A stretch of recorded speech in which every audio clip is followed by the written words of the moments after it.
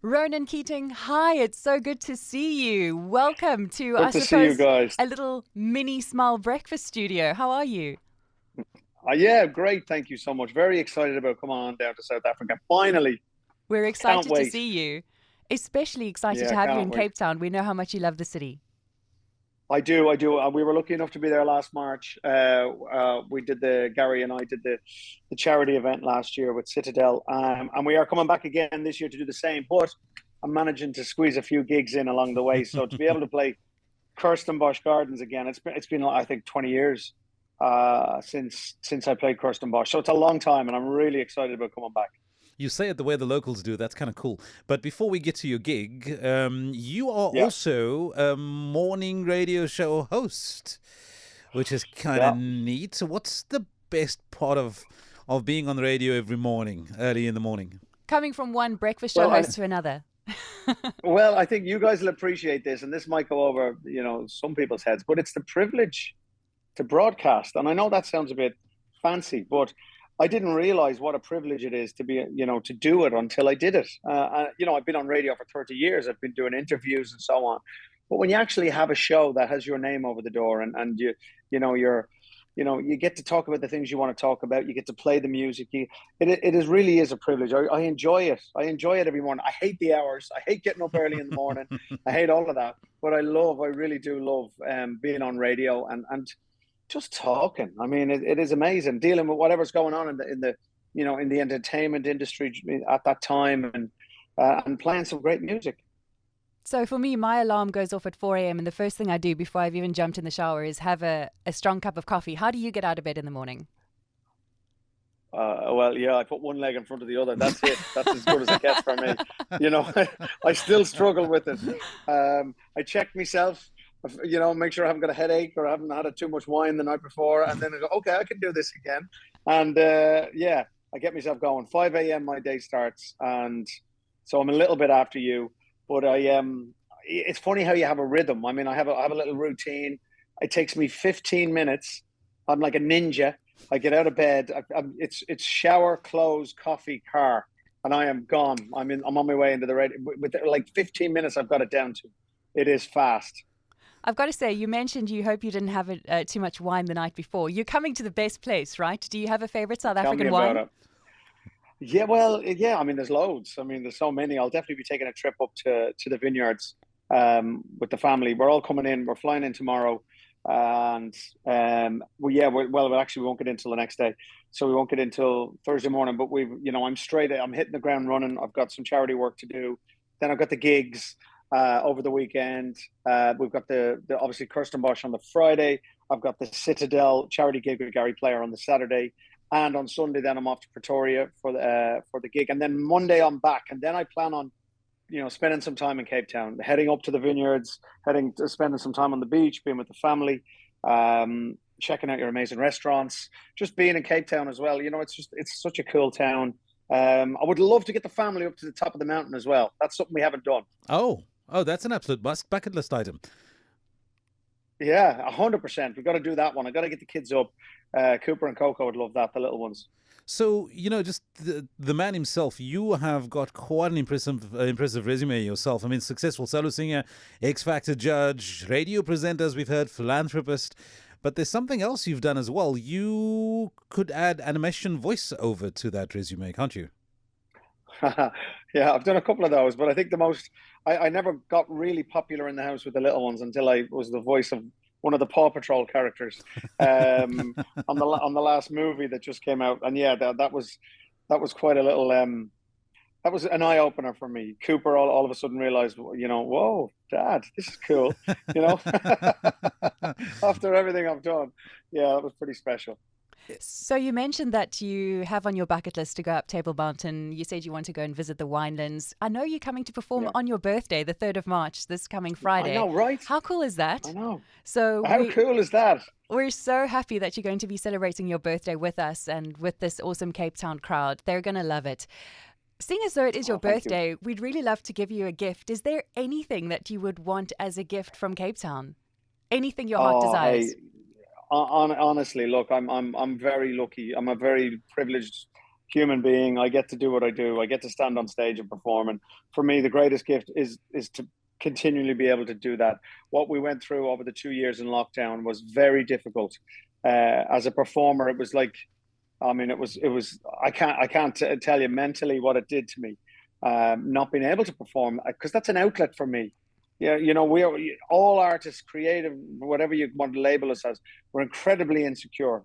We are all very insecure, and for me, being standing on stage and performing was a massive outlet for me. Mentally, it helped me through so many different things. So for me, that was taken away for 2 years. So to get the chance to be able to stand back on stage and perform again is every gift I could ever want. So cannot wait to be on stage on my birthday on the 3rd.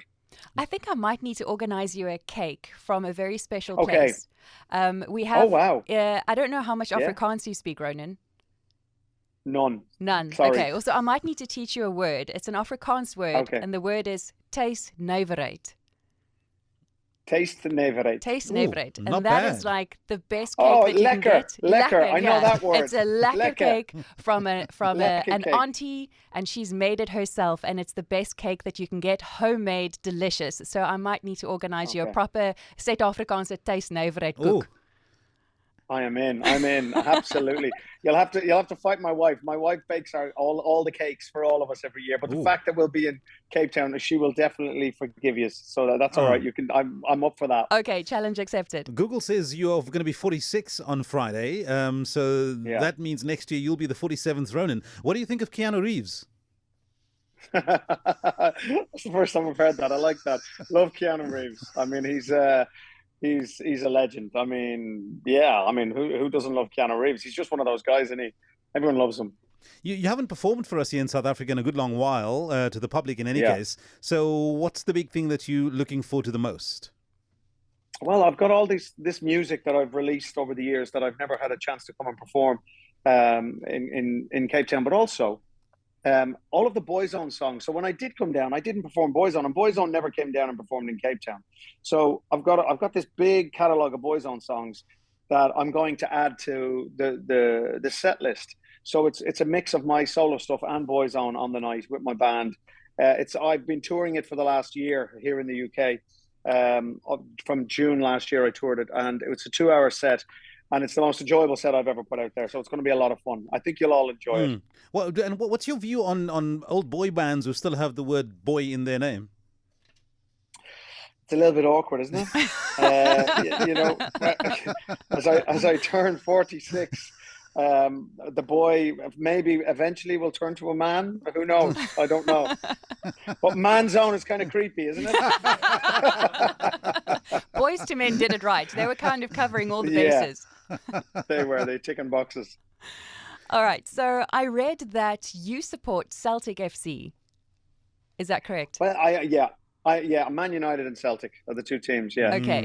Yeah. So in my understanding, Celtic is Scottish, but you're Irish. Yes. Why? That's right. Why not support a Scottish team? An Irish Sorry, team. why not support an Irish team? An Irish team. Well, I do. I mean, my nephew plays for Cork City, which is an Irish team. So we keep an eye, and we're shouting for Cork City because he's playing there. But it's a funny thing. I guess the Premiership in Ireland, and when you're Irish, all eyes are on the Premiership in the UK, and the big teams, and they are pretty much all around the world. People look towards the Premiership. So Man United is my team. That's what my son Jack and we've always supported Man United. But when it comes to the Scottish Premiership, Premier League, we choose sides. It's Rangers or Celtic, and I'm a Celtic supporter. I don't know why. Why do you ask Oh, we're me going to these quote difficult you on that. questions? I'm a Celtic supporter because we just so happen to have a South African team called Bloemfontein Celtic. I don't know if you know about them. Oh yeah. Yeah, Bloem Well, Celtic. I've been in Bloemfontein. I did a gig in Bloemfontein about 15 years ago. I remember it. Okay, well, maybe we should take away one of your wine day afternoons and abduct you and take you to Bloem, and you can show the Bloem Celtic I boys would a bit of love. that. I played a great round of golf in Bloemfontein in the country club there when I was there. I was doing a gig. I played a show with Will Young. Will was with me and Bananarama, and I remember being there, but I took some time on my own and I just went and played some golf there. It was a gorgeous little town. I love Bloemfontein.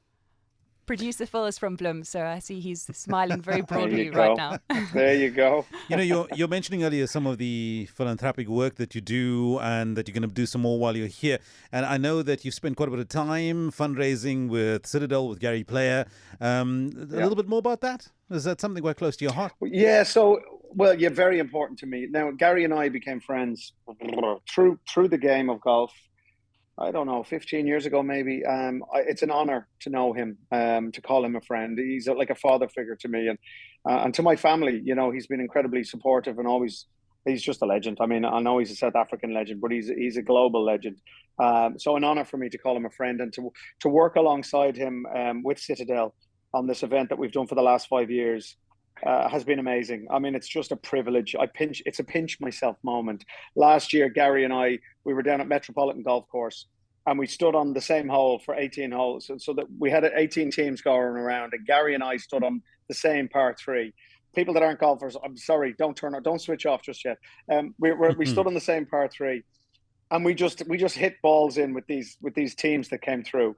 And I swear to God, by the end of it, the back of my head was sore from laughing so hard at Gary Player. He is the funniest man. The two of us just laughed the whole time. He is a joy to be around and to raise money for the 2 charities that we choose there, the Red Cross Hospital, War Memorial Hospital, the Children's Oncology Ward in Cape Town, and the Blair Athol Primary School, which is Gary's charity. To raise funds for those 2 incredibly worthy charities is a privilege. And it would not happen without Citadel. Andrew Moller, all of the team, they work so hard to make this happen. And Gary and I are incredibly grateful that it is happening again, 5th year, where we've raised over 5 million rand now for the charities. And it's very special. I actually had a chat with the Professor Alan Davidson of the Oncology Ward of the Red Cross Children's Hospital a little bit earlier, and he can't stop raving about you enough. Oh, the whole team over there are brilliant. I've been able to pop by every time that I've come down. I've popped into the hospital to see everybody and to say hello and just it is one of the hardest things to do as a father, to stand there. And I have 5 children and to see parents there with their children, it breaks my heart. It kills me. It absolutely destroys me.